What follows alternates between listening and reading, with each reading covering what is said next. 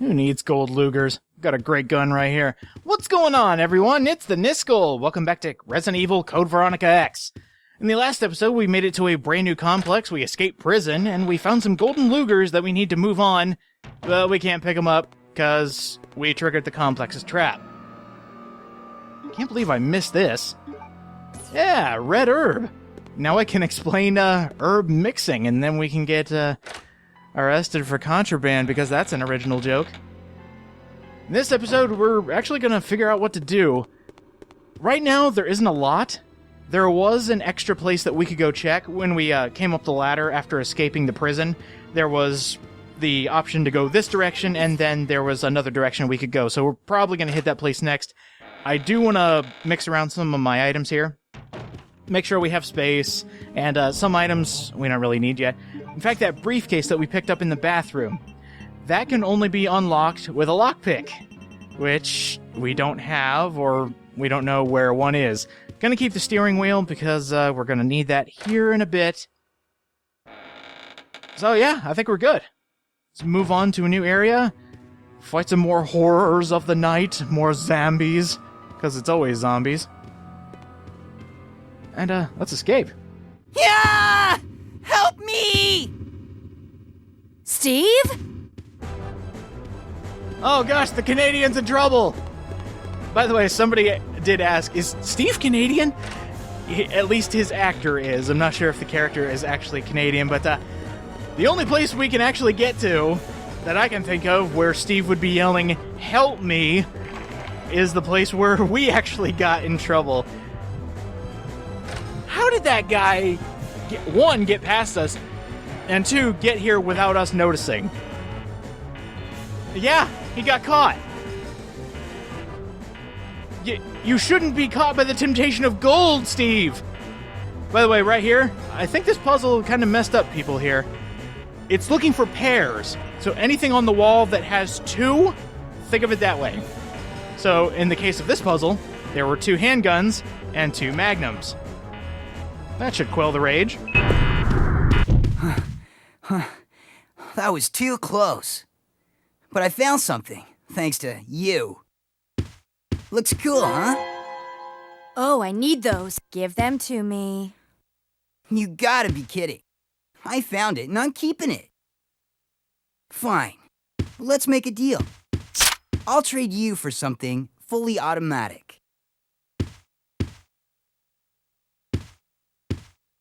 See you around, Claire. Adios. Hey, wait! Steve!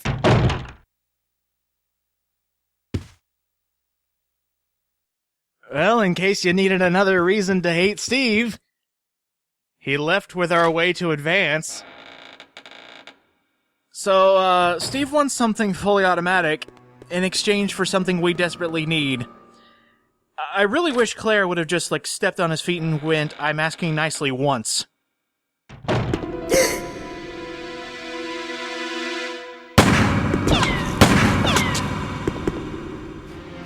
Redfield! How dare you interfere with my operation? What are you talking about? You let yourself be captured so you could lead your people to this base! I have no idea what you're babbling about. You don't fool me! I am Alfred Ashford, commander of this base. Oh? You must be one of Umbrella's lower-level officers if you're in command of a backwater base like this one. How dare you! The Ashford family is among the world's first and finest. My grandfather is one of the original founders of Umbrella, Inc.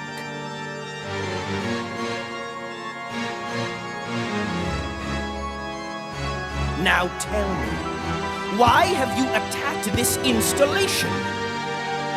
Attacked? Shortly after you arrived, my base was attacked. You must have informed your people of its location. I still don't follow you. I really don't know anything about that. Unacceptable! How can you deny it? My base has been destroyed. And thanks to you, the experimental T-Virus was released, creating countless zombies and monsters. Tell me, Who do you work for? Who sent you? Have it your way, then. You're just a rat in a cage anyway. I'll be sure to keep you entertained before I dispose of you.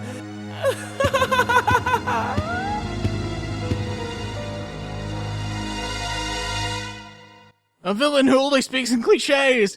Have it your way. You're just a rat in a cage. So, yeah, there's your antagonist, Alfred Ashford. And there's a strict connection to the Resident Evil timeline, where his grandfather was one of the founders of Umbrella, and somehow, I have no idea how, but we showed up, base got destroyed, and a version of the T-Virus was released, creating zombies. Great.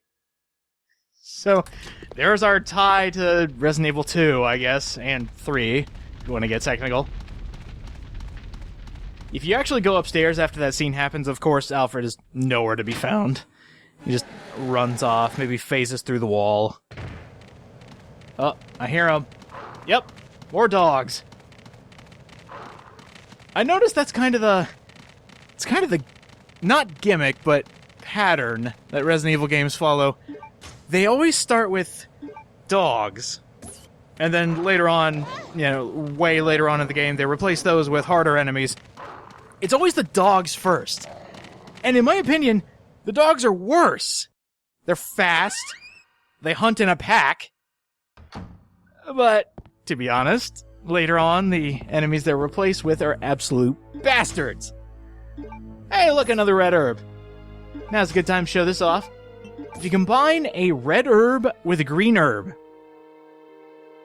in perspective, a green herb heals you for 1 segment of health.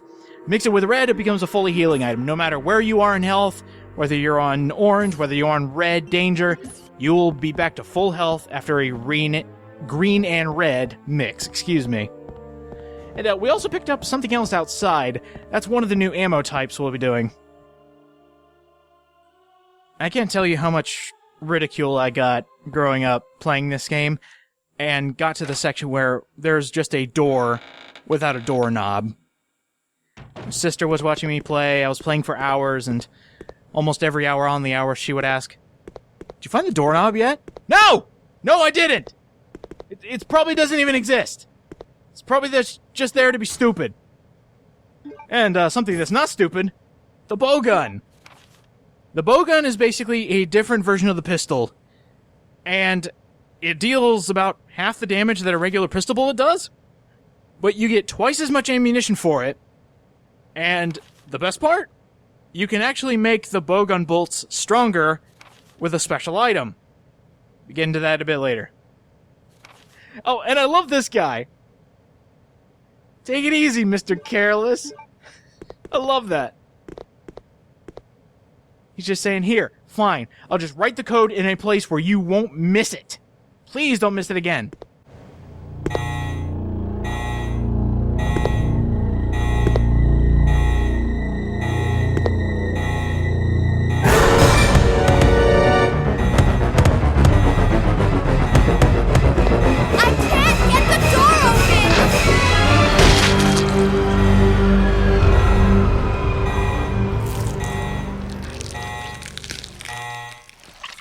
Oh, perfect. A new monstrosity to deal with. Well, rip in peace, dude in the lab coat in that room. I hope you had a long, fulfilling life. I hardly knew ye. Biohazard contamination detected. Level 3. Emergency shutters will close. All personnel evacuate immediately.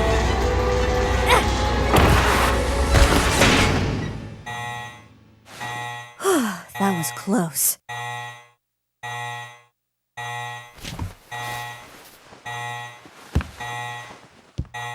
So, explain this to me.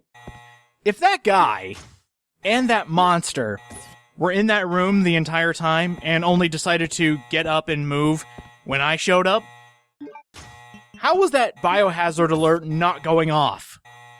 The only reason I can think of is because they needed an extra action scene. And I didn't even realize until somebody brought it up, but this game is a lot more quote-unquote action-packed than a lot of the other ones. Like, some of the older Resident Evil games were kind of slow, where they would have the tension build up as you went through the mansion, the police station, wherever you were. But nothing like too action movie type. But Code Veronica is just all over the place with, like, explosions, zombies everywhere. All of a sudden, this random Canadian kid coming out of nowhere and shooting you up. It's just all of a sudden, boom, action movie. And I think that's the only reason that scene existed. Was just to say, oh, by the way, we need Claire to do, like, an action dodge outside some shutters, because maybe a movie did that once. It's time to start using the bowgun. I do want to conserve some of my handgun ammo. And the bowgun, if you ever wanted another reason to absolutely adore the bowgun, whenever you get brand new bowgun bolts, you can actually combine it with the bowgun to save up an extra inventory slot. So I showed outside here, and I'll show it here in a bit. Whenever you pick up bowgun bolts, you can combine it with your bowgun, and it'll just automatically add to it. And you can have as many as you want in that one slot. It doesn't do, like... I'm trying to think which game did it, where if you had too much of an ammunition in one slot, it would actually move over to another. I think that was 0, where you could only have 200 handgun bullets in one slot. But nope, this one, you can have as many as you want.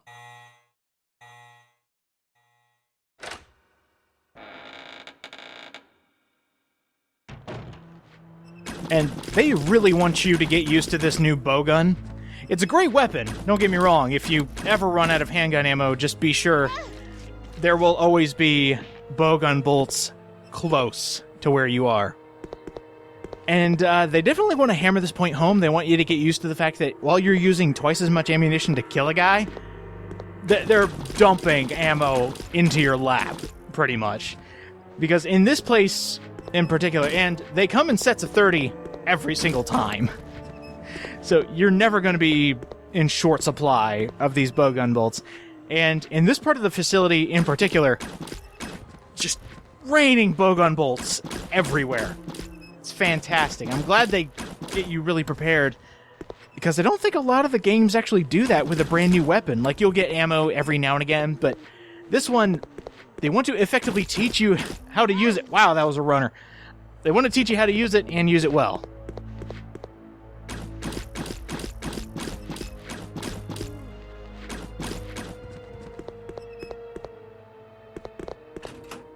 For example.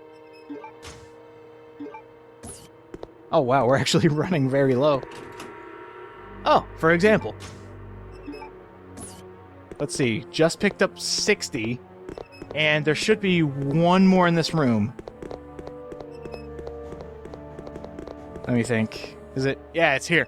Look at that. Another 30. So we just picked up 90 bowgun bolts in one room. There.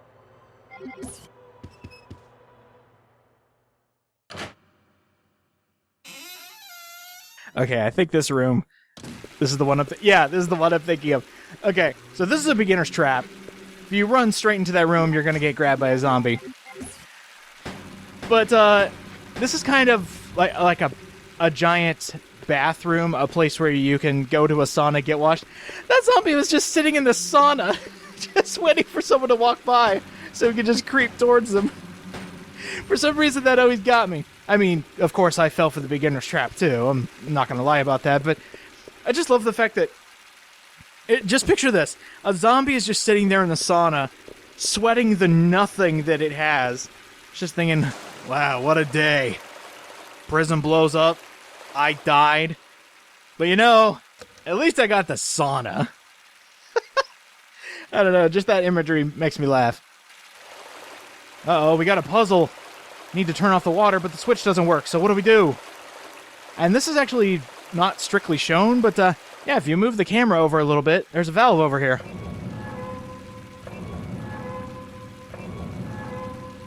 I guess when I asked for an example of how the camera angles can kind of screw with you, this would be one of them.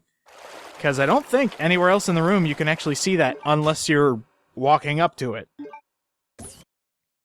By the way, this part's entirely optional. You don't have to do this. I do want to show it off, though, because it's one of the earlier examples where you just get a brand new weapon, and they're already giving you a way to power it up and make it even more awesome. Essentially, we're going to be getting a more powerful bow gun. Not in the literal sense, but just in the way that it uses its ammunition. There's a reason they give you so many bowgun bolts. I've already stated earlier that it takes half the...